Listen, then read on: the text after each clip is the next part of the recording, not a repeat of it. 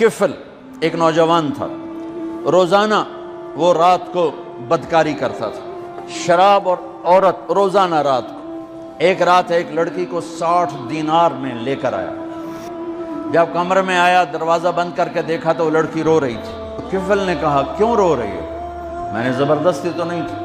اس نے کہا، کفل میں عزت دار ہوں، بھوک نے یہاں تک پہنچایا۔ تو کفل رونے لگا، کہنے لگا، بہن جس عزت کے ساتھ آئی تھی اسی عزت کے ساتھ چلی جائے، میرے لیے دعا کر دے، میں بہت کمینہ انسان۔ لڑکی چلی گئی، تھوڑی دیر کے بعد وہ مر گیا۔